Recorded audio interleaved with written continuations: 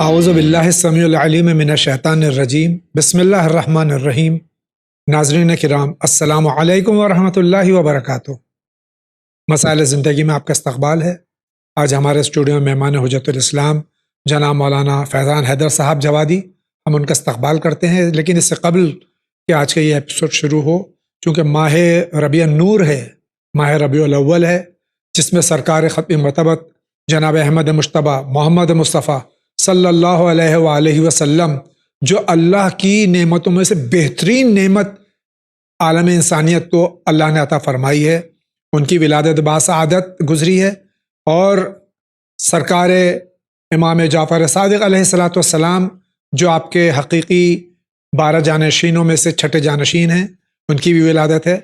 میں اپنی جانب سے ایک بار پھر آپ تمام کی خدمت میں اس مہینے کی مبارکباد پیش کرتا ہوں، اس امید کے ساتھ کہ اللہ تعالی ہمیں توفیق عطا فرمائے کہ ہم ان بزرگوار ہستیوں کی تعلیمات پر عمل کرنے کی پوری کوشش کریں۔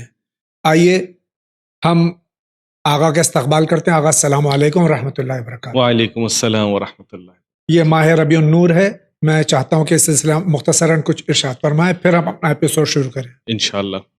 جیسا کہ آپ نے بھی بیان کیا کہ یہ مہینہ پیغمبر اسلام کی ولادت کا مہینہ ہے، اور یہ خود ربیع لفظ جو ہے وہ بہار کا ہے، تو انشاءاللہ کہ اس مہینے میں اور سرکار کی ولادت کے صدقے میں ہماری زندگیوں میں بھی بہار آئے، اور یہ جو ایک خاص دور چل رہا ہے پریشانیوں کا اور بیماریوں کا، پروردگار اس مہینے کے صدقے میں اور اس مہینے کے مولود کے صدقے میں اس کو ہم سے دور کر دے اور ہم سب کو اپنے حفظ و امان میں قرار دے دے۔ الہی آمین۔ بہت بہت شکریہ۔ آئیے دیکھتے ہیں سب سے پہلا سوال کہاں سے۔ السلام علیکم رحمۃ اللہ وبرکاتہ۔ میں اقبال حسین پشچم میدنی سے فون کر رہے ہیں، ریکارڈ کر رہے ہیں مولانا صاحب کے پاس یہ محنت۔ میں نماز پڑھتے ہیں، کلام پاک پڑھتے ہیں، لیکن میری زندگی میں پریشانی ختم ہی نہیں ہو رہا ہے۔ کبھی نہ کبھی کوئی نہ کوئی پریشانی آ جا رہا ہے، اور کوئی انتی بھی ہونے کا راستہ نظر نہیں آ رہا ہے۔ میں چاہتا ہوں مولانا صاحب میرا پرشن کا جواب دیں اور مجھے کوئی دعا یا کوئی ضرور بتائیں تاکہ میں اللہ تعالیٰ کے پاس کروں اور پڑھوں۔ بس یہی میری پرشن ہے۔ السلام علیکم رحمۃ اللہ وبرکاتہ۔ وعلیکم السلام۔ ہمارے بھائی پریشان ہیں، نمازی پڑھتے ہیں، تلاوت کلام مجید بھی کرتے ہیں، لیکن معاشی پریشانی بھی ہے اور دوسری پریشانیاں بھی ہیں، اس سلسلے میں کوئی وظیفہ چاہتے ہیں۔ دیکھیے، ہم یہ سمجھتے ہیں کہ ہم اگر واجبات پر کو انجام دیتے ہیں اور جو ہمارے فرائض ہیں انجام دیتے ہیں، تو اس کے بعد ہم سے ساری مشکلات دور ہو جانی چاہیے، جبکہ خود پیغمبر کا قول ہے کہ جتنی پریشانیاں میں نے اٹھائی ہیں اتنا کسی دوسرے نبی نے بھی اتنی پریشانی کو نہیں اٹھایا ہے۔ بے شک۔ تو پریشانیاں بہرحال زندگی کا ایک جز ہے۔ ہر آدمی کو، خاص طور پہ مومن کے لیے، اگر اس کی زندگی میں پریشانی نہ ہو تو اس کو سوچنا چاہیے کہ اس کی زندگی میں پریشانی کیوں نہیں ہے، کیونکہ مومن لگاتار اگر وہ اس کی زندگی میں ایک چینج آتا ہے یا وہ بہتری کی طرف بڑھتا ہے تو انہی امتحانات کے بعد بڑھتا ہے۔ بے شک۔ بہرحال رزق کے حوالے سے جو ہے سورہ جمعہ کی آخری آیات کے بارے میں وارد ہوا ہے کہ اگر اس کی تکرار کرے، ریگولر پڑھتا رہے اس سے، تو اس سے جو ہے رزق میں وسعت آتی ہے۔ بہت بہت شکریہ۔ اگلے سوال کی طرف بڑھتے ہیں۔ السلام علیکم مولانا صاحب، میرا سوال آپ کی خدمت میں یہ ہے روزوں کے متعلق کہ ہمیں جو بتاتے ہیں بتانے والے وہ علامہ لوگ کہ ایک روزہ اگر آپ نے قضا کیا ہے تو اس کے آپ کو 60 روزے رکھنا ہوں گے یا 60 محتاجوں کو کھانا کھلانا ہوگا، لیکن سورہ بقرہ میں آیت نمبر 183 سے 184 تک صاف لکھا ہوا ہے کہ اگر تم سفر میں ہو یا بیمار ہو تو بعد میں روزے گن کر رکھو۔ اچھا، دوسرے اگر تمہارے اندر قوت ہے اور نہ رکھو تو ان پر اس کا ایک محتاج کو کھانا کھلانا واجب ہے۔ تو آپ کا کیا جواب ہوگا؟ مجھے پلیز جواب دیجیے۔ اور دوسری یہ کہ اگر میں اپنے مرحوم کی، اپنی والدہ کی، والد کے روزے رکھواؤں تو کیا ان کے روزے بھی ایک روزے کے بدلے میں 60 رکھواؤں؟ یہ دونوں سوالوں کا پلیز مجھے جواب بتا دیجیے۔ بہت شکریہ۔ اللہ ہم سب کو اور آپ کو سلامت رکھے۔ بہت اچھا پروگرام آتا ہے، بہت دل خوش ہوتا ہے، پورا پروگرام میں سنتی ہوں، اللہ ہم سب کو گناہوں سے بچائے اور توفیق عطا کرے نیکی کرنے کی۔ ہماری بہن کے دو سوال ہیں، ایک تو کفارہ اور فدیہ جو جی روزوں کے سلسلے میں وہ سوال ہے، اور دوسرا سوال بھی اس سلسلے میں مرحومین کے جی روزوں کے سلسلے میں۔ ہماری خار کا کہنا یہ ہے کہ قرآن میں آیت آئی ہے کہ ایک روزے کے بدلے میں ایک، اور علامہ حضرات جو ہیں وہ کہتے ہیں کہ ایک کے بدلے میں 60۔ جی قرآن میں جو آیت آئی ہے وہ کہہ رہے ہیں کہ اگر تم سفر میں ہو یا بیمار ہو، جی اگر سفر میں ہونے کے بعد کی وجہ سے اگر کوئی روزہ چھوٹ جاتا ہے تو اس کے بدلے میں ایک کے بدلے میں ایک ہی روزہ ہے۔ اگر انسان بیمار ہے اس کے بدلے میں اگر وہ روزہ نہیں رکھ پا رہا ہے، جیسے کافی سارے لوگ بیمار ہو جاتے ہیں جس کی وجہ سے وہ روزہ نہیں رکھ پاتے ہیں، ایک قسم تو وہ ہے جو واقعاً بیمار ہیں، جی، ایک وہ ہیں جو سرٹیفائڈ بیمار ہیں، اور رمضان کا چاند دیکھ کے بیمار ہو جی، جاتے ہیں، جن کو فوراً جو ہے ڈاکٹر کہتا ہے کہ اب آپ روزہ مت رکھیے گا، جی تو وہ والے نہیں، جو واقعاً حقیقی طور پر بیمار ہیں ان کے لیے اللہ نے کہا کہ جب کبھی آپ ٹھیک ہو جائیں اس کے بدلے میں ایک روزہ رکھیں۔ لیکن ایک وہ جو روزہ جیسے رمضان آیا لیکن وہ کہتا ہے کہ کھانے کو الحمدللہ اپنے پاس ہے تو ضرورت کیا ہے بھوکے رہنے کی، جی تو یہ جو روزہ توڑتا ہے جانتے ہوئے کہ روزہ نہ رکھنا گناہ ہے، اس کے بعد بھی وہ روزہ نہیں رکھ رہا ہے، تو اس کے لیے کفارے کے طور پر 60 روزہ کفارہ ہے اور ایک بدل ہے، یعنی 61 روزے ہیں ٹوٹل۔ جی اگر اسی طریقے سے والدین کے سلسلے میں کہ اگر قضا روزہ رکھوانا ہے تو اگر وہ بیمار رہے ہیں اپنی زندگی میں، اکثر ایسا ہوتا ہے کہ طویل عمر کی وجہ سے ایک مدت کے بعد وہ روزہ نہیں رکھ پاتے ہیں، جی تو اس کے بدلے میں کفارہ ادا کیا جاتا ہے، ایک روزے کے بدلے میں ایک مطعم جو دیا جاتا ہے۔ اگر قضا رکھوانا ہے تو کفارہ نہیں رکھوانا ہے، اگر انہوں نے جان بوجھ کے چھوڑا ہے جی تو اس کے بدلے میں بھی مہاراج کہتے ہیں کہ آپ اطعام کر سکتے ہیں، ضروری نہیں ہے کہ آپ روزہ رکھوائیں، جی ایک کے بدلے میں ایک ہی روزہ رکھواتے ہیں۔ باقی کفارے کے لیے اگر کفارہ دینا چاہیں وہ بھی واجب نہیں ہے برسا کے اوپر، جی لیکن اگر کفارہ دینا چاہتے ہیں تو کفارہ بھی دے سکتے ہیں۔ بہت بہت شکریہ۔ آپ کا کیا سوال ہے؟ السلام علیکم، میرا نام سید راج حسین جعفری، میں ناگپور شہر سے بول رہا ہوں۔ جاوید بھائی، مولانا صاحب، سوال نمبر 1، ہمارے وطن میں مشہور کمپنیاں جن میں آٹومیٹک پلانٹ ہے، ہمارے وطن میں کیا وہ پیک مٹھائیاں تبرک کے لیے، چپس مٹھائیاں تبرک کے لیے مومنین کو مجلس محفل میں دے سکتے ہیں؟ مسئلہ نمبر 2، جھینگا حلال ہے یا حرام؟ مور حرام ہے یا حلال؟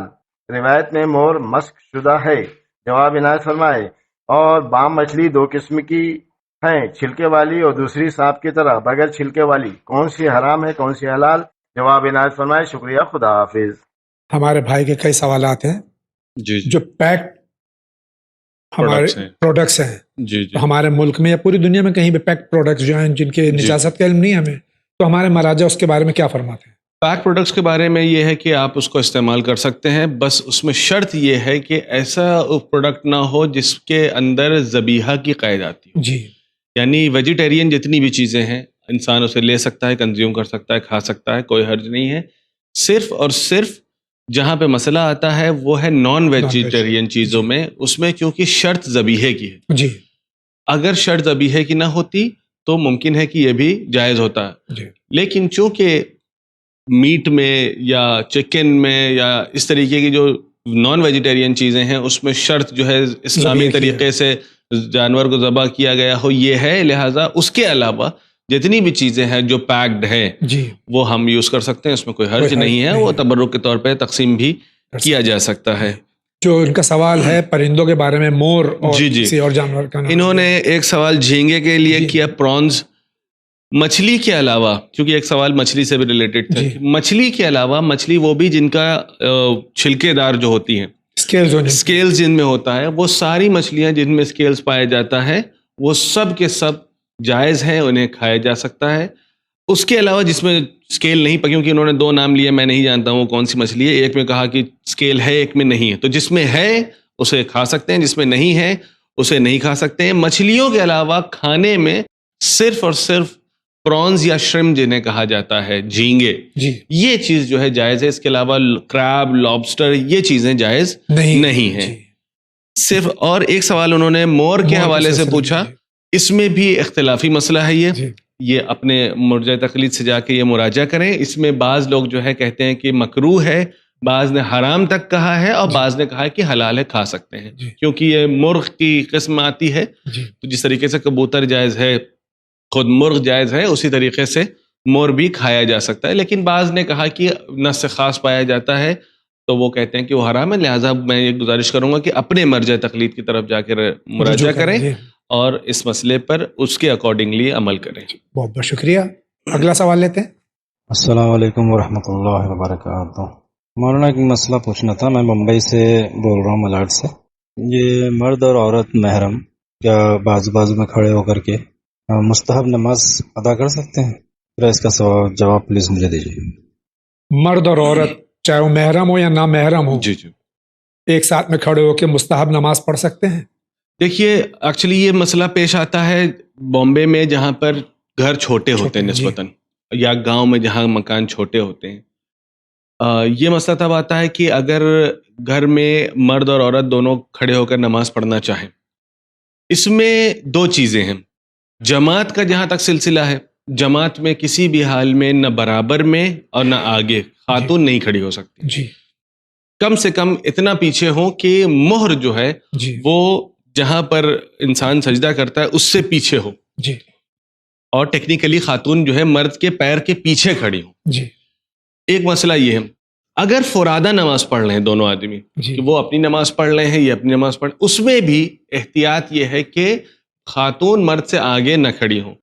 اگر اس کا دونوں کے درمیان کا فاصلہ 5 میٹر یا اس سے زیادہ ہے تو دونوں آدمی نماز پڑھ سکتے ہیں، اس میں کوئی حرج نہیں ہے. اگر فرادہ ہے، پھر سے میں کہوں گا اگر فرادہ ہے تو اس میں مکروہ ہے کہ دونوں سائیڈ بائی سائیڈ کھڑے ہو کر نماز پڑھیں. تو مکروہ میں یہ ہے کہ فرادہ کی شکل میں دونوں آدمی کی نماز تو صحیح ہے لیکن دونوں آدمی کی نماز کا ثواب میں کمی ہے.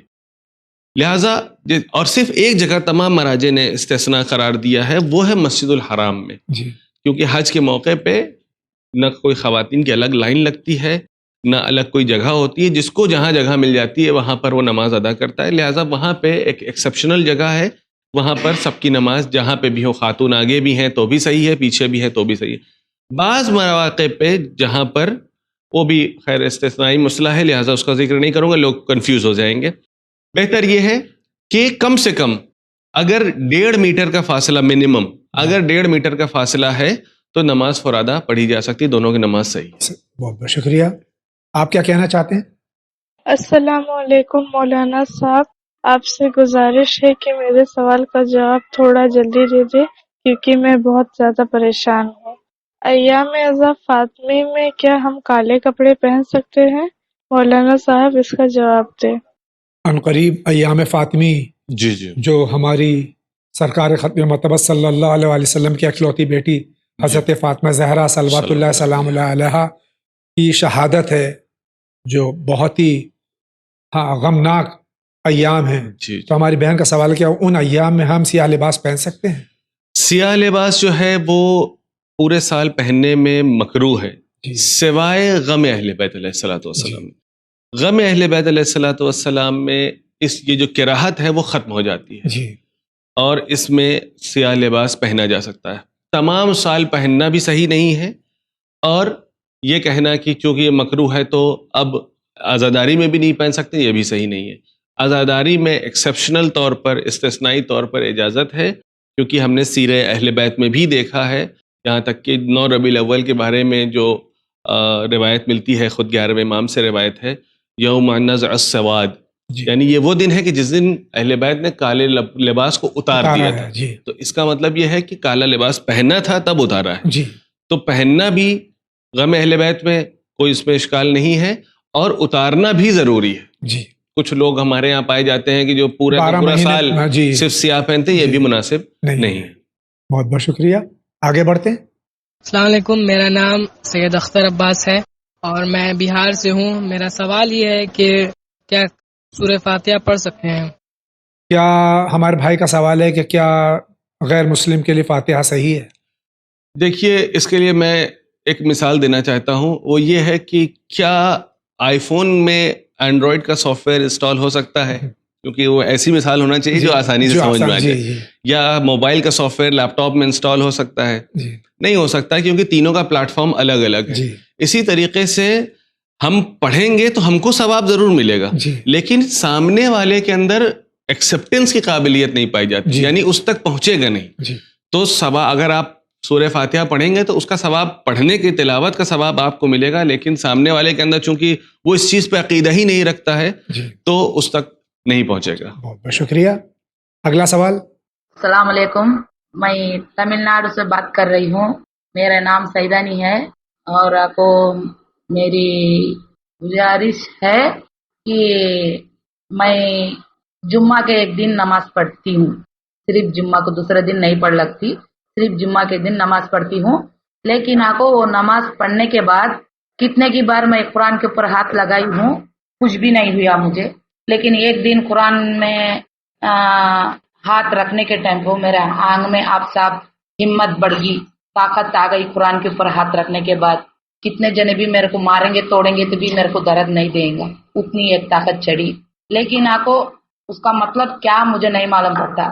اگر وہ خواب دیکھنے کے بعد میں یہ میں ایسا ہونے کے بعد میں نے 5 وقت کی نماز پکڑ لی، 5 وقت کی نماز اب میں پڑھ رہی ہوں. لیکن اب وہ کیا ہو رہا ہے بول تو میں جو کھانا بنا کے گھر پہ کھا رہی ہوں، گوشت مچھلی بنتی ہے کھا رہے ہیں ہم لوگ، لیکن میرا دل نہیں بھر رہا، میرا دل نہیں بھر رہا. لیکن آ کے میں اللہ کے پاس دعا کرتی، اللہ میرے کو اتنی تو طاقت نہیں کہ میں کتنا کھاؤں تو بھی میرا پیٹ دل نہیں بھر رہا، کھاؤں آ رہا ہے میرے کو بول کے اللہ کے پاس دعا کری. کوئی عکس میرے ساتھ ہے بول رہے، میرے کو 40 عمر چل رہی ہے، کوئی عکس ہے میرے ساتھ بول رہے 7 عمر میں میرے کو پکڑ لیا اس نے کر کو بولتے وہ درگاہ والے ہے کہ وہ جنات ہے کہ، لیکن شیطان تو نہیں، مجھے معلوم ہو کو نہیں، لیکن وہ کوئی ہے کر کو بولتے، وہ کون کر کو میرے کو سمجھ میں نہیں آ رہا، کس کے پاس پوچھوں میرے کو معلوم نہیں پڑ رہا. لیکن اللہ کے پاس نماز پڑھی، 2 رکعت نماز پڑھی. یا اللہ میں 2 رکعت نماز پڑھتی ہوں اور میں کھانا بنا کے کون میرے ساتھ 30 پر 3 سال سے ہے کہ اسے رکھتی ہوں. اللہ میں تیرے کو نہیں رکھتی، میں جو بھی کروں گی اللہ کے نام سے کرتی ہوں. لیکن یہ بار میرے کو بہت تکلیف، بہت تنگ آ گئی. میں کھاؤں بول کے کھاؤں، اتنا بھی کھاؤں گی تو میرا پیٹ نہیں بھرے گا. وہ پیٹ بھر جاتا لیکن دل نہیں بھرتا. لیکن ابھی میں کیا سوچ رہی ہوں، تمہارے پاس کچھ بھی پوچھیں گے تو کوئی مسئلہ بولیں گے. لیکن میں جس دن کھانا بنا کے 2 رکعت نماز پڑھ کے اللہ کو بولی، اللہ میں تمہارے کو نہیں کھانا رکھ رہی، میرے ساتھ کون 30 پر 3 سال سے ہے اس کو رکھ رہی ہوں، اللہ تم مجھے معاف کرنا اللہ بول کے میں کھانا رکھ دی، بنا کے گوشت بنا کے کھانا بنا کے رکھ دی، روم میں رکھ کے اگربتیاں سلگا ڈلی اور میٹھا بنا کے رکھ دی. نہ ظہر کی نماز پڑھی، میں ظہر کی نماز پڑھ کے وہ کھانا اٹھا کے بچے لوگ کو دی، میں بھی کھائی. اس دن سے میرا آہٹ بند ہو گیا اللہ کے فضل سے، اللہ کے کرم سے. لیکن اس کا مطلب کیا معلوم نہیں ہے. اور بھی کچھ ہے، لمبی چوڑی میری کہانی ہے، سنیں گے تو تم تعجب کھائیں گے، اور کچھ غلطی ہوئیں گی تو میری معاف کر دینا. تو ان کو آپ کیا مشورہ دیں گے؟ ڈاکٹر کو دکھانا چاہیے، سائیکیٹرسٹ وغیرہ کو؟ بظاہر دیکھیے یہ ہر چیز کو ہم لوگ سپر نیچرل چیزوں سے اور جن اور جنات سے بہت جلدی جوڑ دیتے ہیں، ایسا ہوتا نہیں ہے. عام طور پہ ہو سکتا ہے کہ آپ کے اندر کچھ فزیکل میں چینجز ایسے آئے ہوں جس کی وجہ سے بھوک زیادہ لگ رہی ہو، تو آپ ڈاکٹر سے رجوع کریں اور جا کے اس سے کنسلٹ کریں کہ یہ مسئلہ پیش آ رہا ہے. انشاءاللہ آپ کے مسئلے حل ہو جائیں گے. بہت بہت شکریہ. اگلا سوال. السلام علیکم، میرا نام سید راج حسین جعفری، میں ناگپور شہر سے بول رہا ہوں. جاوید بھائی اور مولانا صاحب، ایک سوال ہے چینل وین سے، کیا مسائل زندگی میں صرف اور صرف مسئلے پوچھے جائیں یا تاریخ بھی پوچھ سکتے ہیں؟ جبکہ ہماری ماں بہنیں اپنی زندگی کے حالات، میاں بیوی کے مسئلے بھی پوچھ رہی ہیں. چینل وین اس بات کو صاف کرے کہ کیا صرف مسئلے نماز روزہ، حج و زکوٰۃ، طہارت نجاست پوچھیں یا تاریخ کربلا پوچھیں یا تاریخ اسلام نہ پوچھیں؟ بزرگ عالم دین نے کہا ہے کہ مسائل زندگی ہے، مسائل تاریخ نہیں ہے. تو یہ چینل مسائل خواتین الگ پروگرام بنائے، مسائل اسلامی تاریخ کے پروگرام الگ بنائے اور توضیح مسائل پروگرام الگ بنائے. جبکہ انسانی زندگی میں تمام مسائل آتے ہیں. جب انسان مسئلے سے بھی دوچار ہوتا ہے تو تاریخ اسلام کی غلط فہمی کا بھی شکار ہو جاتا ہے. اور ماں بہنیں تو یہ روز مرہ کی ساس بہو اور میاں بیوی کی مسائل ہوتے ہیں، مگر صرف اور صرف واحد چینل وین ہے جو یہ سب مسئلوں کا جواب دیتا ہے. مگر بزرگ عالم دین نے کہا ہے کہ مسائل زندگی اور ہے اور مسائل تاریخ اور ہے. چینل وین بتائے کہ مومنین کیا پوچھے کیا نہ پوچھے. جواب عنایت فرمائے. شکریہ، خدا حافظ. غالباً ہمارے بھائی کو مغالطہ ہو گیا ہے.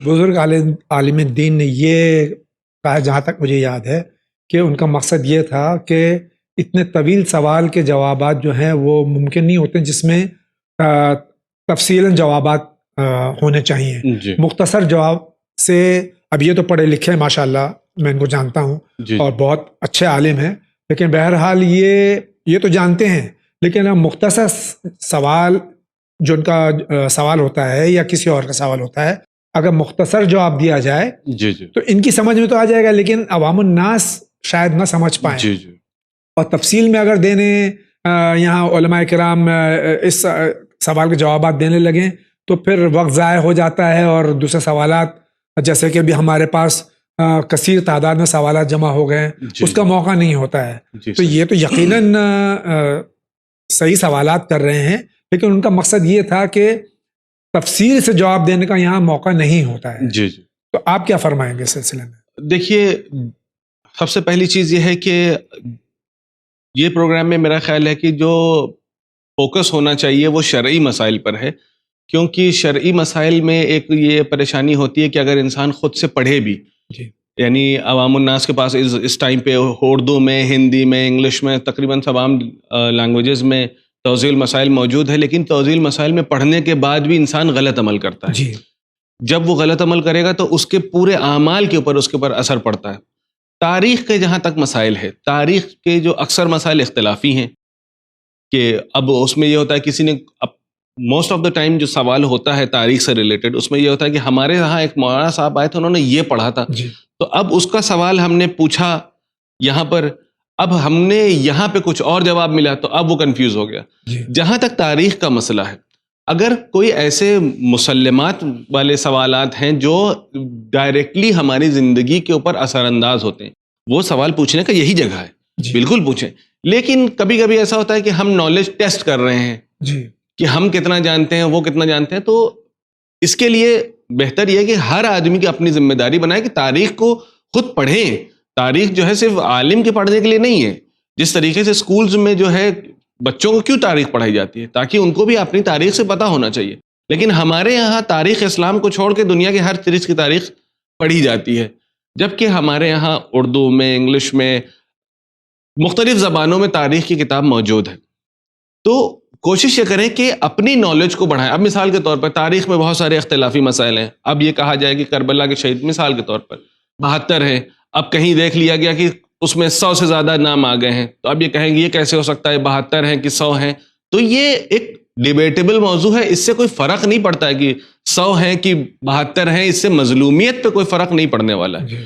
لہٰذا لیکن اگر یہ طے ہو جائے کہ مسافر کی نماز پوری ہوگی کہ آدھی ہوگی، اس سے فرق پڑتا ہے. جی کیوں؟ کیونکہ ایک مرتبہ وہ اللہ کی بتائے ہوئے احکام پر عمل کر رہا ہے اور ایک مرتبہ نہیں کر رہا ہے، گناہگار ہو رہا ہے. جی یہاں پہ اس کی زندگی میں فرق پڑتا ہے. تو وہ چیزیں جو انسان کی زندگی کو ڈائریکٹلی انفلوئنس کرتی ہے، اس کو بالکل وہ مسئلے کے طور پہ پیش ہونا چاہیے اور یہاں پہ اس کا بیان ہونا چاہیے. اب وہ اگر تاریخی مسئلہ بھی 1-2 آ جاتا ہے تو کوئی حرج نہیں ہے، لیکن اگر وہ تفصیل سے بیان کیا جائے کہ کیا ہوا، کیسے ہوا، تو واقعا جیسا کہ آپ نے کہا کہ یہاں پہ جگہ نہیں ہے. اور جو سجیشن انہوں نے دیا وہ کافی اچھا ہے کہ خواتین کے مسئلے الگ ہو، جگہ بیان ہو، یہ الگ ہو. لیکن ظاہر سی بات ہے پھر آپ کو بھی ٹائم دینا پڑے گا بیٹھ کے ہر پروگرام کو دیکھنے کے لیے، جی کہ خواتین الگ بیٹھیں، مرد الگ بیٹھیں، شادی شدہ الگ بیٹھیں، اسٹوڈنٹ الگ بیٹھیں، تو یہ بھی شاید ممکن نہیں ہے. بہت بہت شکریہ. جی اگلے سوال کی طرف بڑھتے ہیں. السلام علیکم جاوید انکل، مولانا صاحب. میں محمد بول رہا ہوں نوئیڈا سے. مولانا صاحب، پہلی بات تو یہ کہ آپ کو بہت بہت 17 ربیع الاول مبارک ہو، ولایت رسول خدا صلی اللہ علیہ وسلم اور امام جعفر صادق علیہ السلام کی. آپ سب کو بہت بہت مبارک ہو، اور انشاءاللہ بہت جلد امام زمانہ کا ظہور ہو انشاءاللہ. مولانا صاحب، آپ سے ایک بات مجھے دریافت کرنا تھی کہ ایکچولی بہت سے لوگ جو ہیں جو آج کل میسج بھیج رہے ہیں، اس میں ایک چیز یہ بھیجتے ہیں کہ مولا علی JJL یا رسول اللہ JJL جل جلالہ. تو یہ بتا سکتی ہے جو ان لوگ بھیجتے ہیں یہ جل جلالہ رسول اللہ مولا علی کے لیے، کیا یہ لکھنا صحیح ہے یا نہیں؟ اس کی ذرا وضاحت آپ کر سکتے ہیں؟ بہت بہت شکریہ. السلام علیکم. بھائی کا سوال ہے کہ اللہ کے علاوہ معصومین کے آگے یہ لفظ استعمال کر سکتے ہیں یا نہیں؟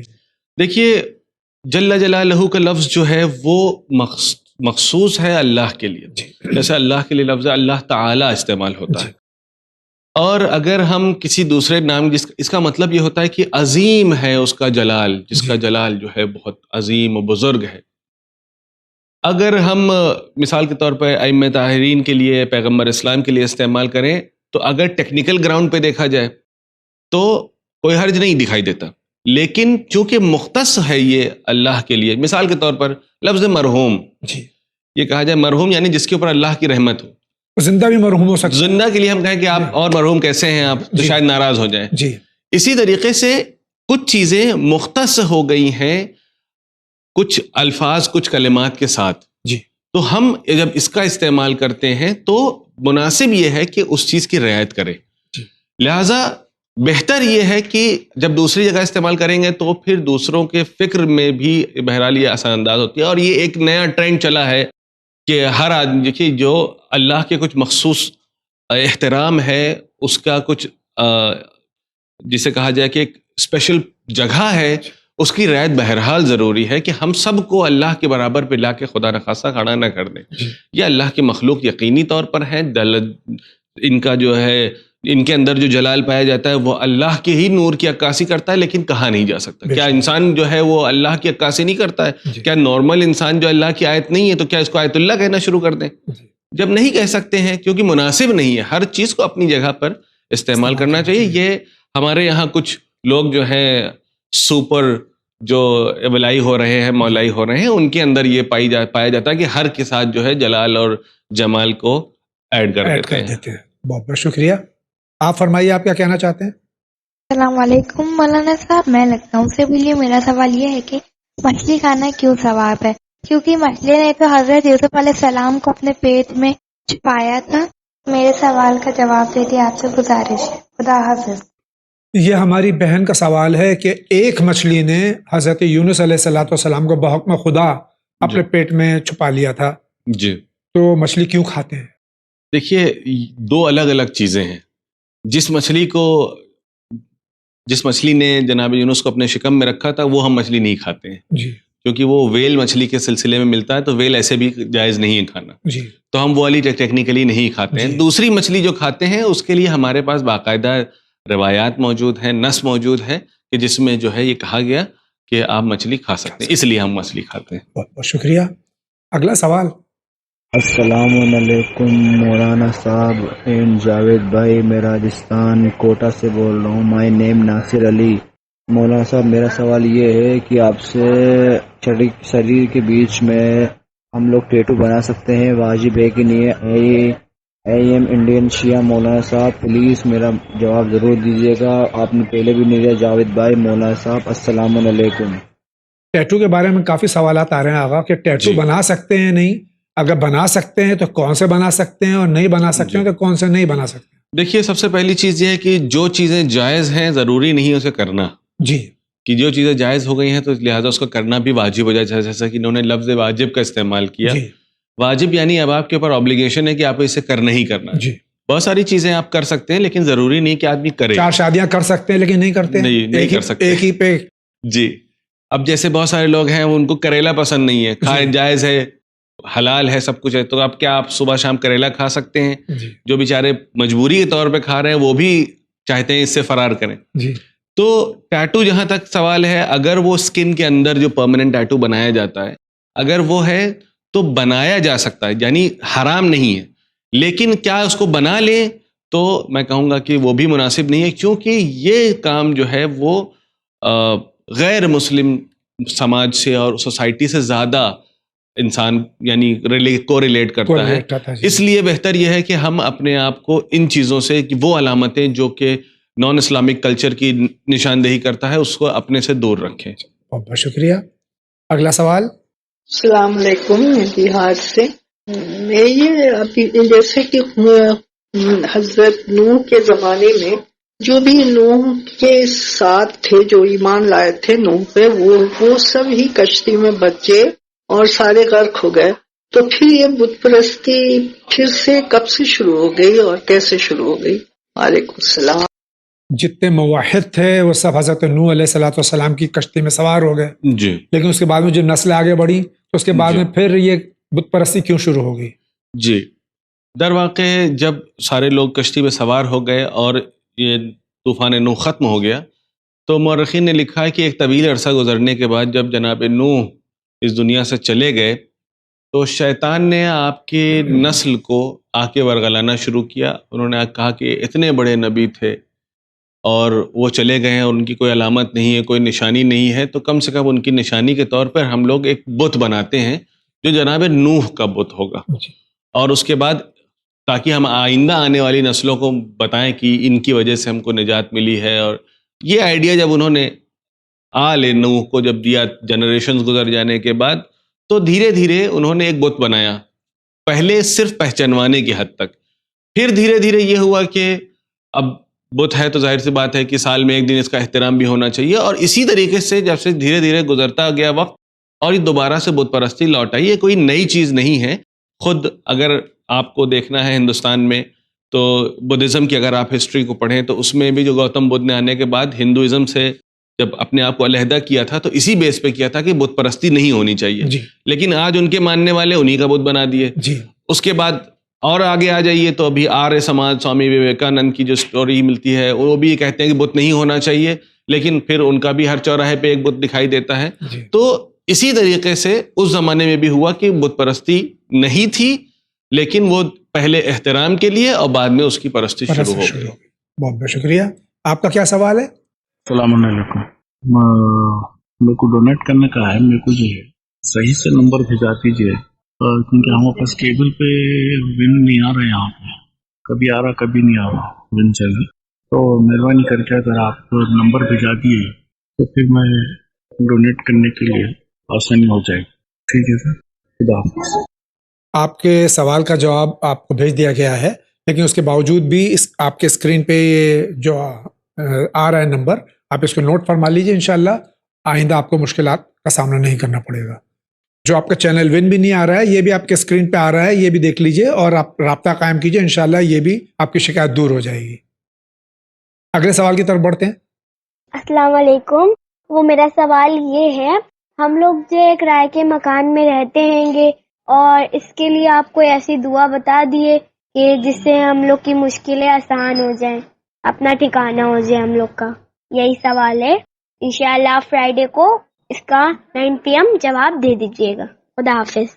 فرائیڈے کو 9 PM پہ انشاءاللہ 9 PM یا 9:05 کو انشاءاللہ آپ کو جواب مل جائے گا. یہ بچی کا جو سوال ہے، سب سے پہلی بات یہ ہے کہ ایک بہت اچھی بات یہ ہے کہ ہمارے بچے بھی انٹرسٹ سے دیکھتے ہیں اور کوشچن کرتے ہیں. یہ خود ایک خوشی کی بات ہے ماشاءاللہ. اور انشاءاللہ کہ سورہ مومنون کی آیت نمبر 29 اس کے سلسلے میں روایات میں ہے کہ اگر فجر کی نماز کے بعد مومنون کی آیت نمبر 29 نماز فجر کے بعد اگر کانسٹنٹلی کوئی 70 مرتبہ اس کی تلاوت کرے، بہت مختصر سی ایک آیت ہے، اگر اس کی تلاوت کرتا ہے تو اس کی کثرت سے اللہ جو ہے اسے صاحب خانہ بنا دیتا ہے. بہت بہت شکریہ. آگا آگے کی طرف دیکھتے ہیں کس کا سوال ہے. السلام علیکم جاوید انکل. علیکم السلام. مولانا صاحب میں محمد بول رہا ہوں دہلی سے. مجھے آپ سے ایک سوال پوچھنا تھا، یہ ہے کہ جو میں قضا روزے رکھ رہا ہوں رمضان کے، تو یہ بتائیے کہ قضا روزے جو رکھ رہے ہیں تو اس کے بیچ میں میں اپنے بال کٹوا سکتا ہوں اور ناخن کٹوا سکتا ہوں؟ اگر اس کے آپ پلیز جواب دے دیے تو بہت ہی آپ کا بہت بہت شکریہ آپ کا. یہ سوال آج سے چند سال پیشتر میرے پاس بھی آیا تھا کہ ماہ رمضان المبارک میں روزے کی حالت میں بال کٹوا سکتے ہیں یا ناخن کٹوا سکتے ہیں کہ نہیں کٹوا سکتے ہیں. اب یہ سوال ہے کہ قضا روزے رکھ رہے ہیں تو اس میں بال تراش کر سکتے ہیں، داڑھی بنوا سکتے ہیں، مونڈنا تو حرام ہے، اور کیا ناخن تراش کر سکتے ہیں؟ دیکھیے ہر چیز کے باطل ہونے کا، جیسے نماز کے ٹوٹنے کا یا روزے کے ٹوٹنے کا یا باطل ہونے کا، ہر چیز کا الگ الگ کرائٹیریا ہے، وہ مشخص بیان کیا گیا. فار ایگزامپل کسی بھی حرام کام سے ہو سکتا ہے کہ ایک آدمی ایک حرام کام کرے لیکن اس سے اس کی نماز باطل نہ ہو. روزہ مثال کے طور پر روزہ رکھے، اس میں کوئی گناہ کرے لیکن اس سے اس کا روزہ باطل نہ ہو. اسی طریقے سے ہر چیز کے باطل ہونے کی چیزوں کو بیان کیا گیا ہے. روزہ جو ہے کھانے پینے سے ٹوٹتا ہے، بہتان سے ٹوٹتا ہے، اور دو چار چیزیں بیان کی گئی ہیں. نزدیکی کرنے سے ٹوٹتا ہے، وہ توضیح المسائل میں 6 چیزیں تقریباً بیان کی گئی، اس سے روزہ ٹوٹتے ہیں. ان میں سے بال کٹوانا، نامحرم کو دیکھ لی، جیسے مثال طور پر کوئی آدمی نماز پڑھ رہا ہے، کسی نامحرم پہ نگاہ پڑ گئی، تو نامحرم پہ نگاہ پڑنا گناہ ہے لیکن اس سے نماز نہیں ٹوٹتی ہے. جان بوجھ کے نگاہ کرنا لذت کی. جی، آپ نے روزہ رکھا، روزہ رکھ کے آپ نے نماز قضا کر دیا، جی تو گناہ تو کیا آپ نے، گناہ کبیرہ کیا، لیکن آپ کا روزہ صحیح ہے. جی. تو ہر چیز کا ایک الگ کرائٹیریا ہے. کہیں بھی روزے میں بال کٹوانا یا داڑھی سیٹ کرنا یا ناخن تراشنا، اس سے روزہ باطل نہیں ہوتا ہے، چاہے وہ واجب روزہ ہو چاہے وہ قضا روزہ ہو. بہت بہت شکریہ. آپ کیا کہنا چاہتے ہیں؟ السلام علیکم مولانا صاحب، میں محمد بول رہا ہوں. میرا سوال یہ ہے کہ امام حسن کی کتنی اولادیں تھیں اور کتنی بیٹیاں اور بیٹے تھے، ان کے نام کی وضاحت کر سکتے ہیں؟ شکریہ، السلام علیکم. یہ ایک تاریخی سوال ہے جی. اور اس میں ہمارے بھائی فرما رہے ہیں کہ امام حسن مجتبیٰ علیہ الصلوۃ والسلام کی اولاد کتنی تھی؟ جی، اصل میں امام حسن کے سلسلے میں بنی امیہ نے بہت زیادہ پروپیگنڈا کیا، ان کی شخصیت کو ان کے ازدواجی زندگی کے حوالے سے بہت زیادہ خراب کرنے کی کوشش کی. جہاں پر اب یہ مسئلہ جیسے آ گیا ہے، تو میں جو برادر کا بھی سوال تھا کہ تاریخی مسئلے پہ کیوں نہیں گفتگو ہوتی ہے، تو اب میں چاہتا ہوں کہ اس کی ذیل میں اس سوال کا بھی دوبارہ سے ایک جواب ہو جائے. تو تاریخ میں بہت سارے لوگوں نے لکھا کہ امام حسن کثیر الازدواج تھے، اور ان کے بارے میں کبھی 200 250 300 یہاں تک کہ 450 تک کی عدد ملتی ہے کہ انہوں نے اتنی شادیاں کی ہیں. یہ بنی امیہ مجمعین کی یہ ان کی سیاست تھی کہ امام کے کیریکٹر کو خراب کیا جائے اس ذریعے سے کہ بہت زیادہ شادیاں کرتے تھے، بہت زیادہ طلاق دیتے تھے. لیکن جب مورخین نے ڈھونڈنا شروع کیا تو پھر ظاہر سی بات ہے کہ جھوٹ ہوتا ہے، سچ ہوتا ہے. تو اس میں جب اتنی زیادہ ازواج ہے تو یقیناً بچے بھی بہت زیادہ ہونے چاہیے. تو نہ ازواج زیادہ ملی اور نہ بچے. بچوں کی تعداد میں 8 بیٹوں کا ذکر ملتا ہے اور 7 بیٹیوں کا. جی. اور ازواج کا ذکر میں 10 سے زیادہ ان کو نہیں ملے، جبکہ کہنے کو 400 ہے. جی. بہت زیادہ کہا گیا کہ وہ بہت زیادہ ان کی شخصیت کو خراب کرنے کی بھی کوشش کی گئی. تو 8 بیٹے اور 7 بیٹیاں. اس میں جو ہے جناب حسن مثنیٰ کا نام آتا ہے، جناب قاسم کا نام آتا ہے، جناب زید کا نام آتا ہے. خود ان کے ایک بیٹے کا نام حسین تھا، امام حسن کے بیٹے. زید ان کے ایک بیٹے کا نام ہے؟ زید. جی زید امام حسن کے ایک فرزند ہے، ان کا نام زید ہے. ان کی 2 جن مادر سے تھی، ان سے 2 بہنیں بھی تھیں، ام الحسن اور ام الحسین جو ہے 2 بہنیں. تو یہ ان کے نام ہے. اور بھی نام ہے، ام سلمہ نام ہے. 2 بیٹیوں کا نام فاطمہ رکھا تھا امام حسن نے اپنی بچیوں کا. جی. بہت شکریہ. ناظرین کرام، اسی کے ساتھ جا رہے ہیں بہت ہی مختصر سے بریک پہ، لیکن آپ کہیں نہیں جائیے، ابھی حاضر ہوتے ہیں.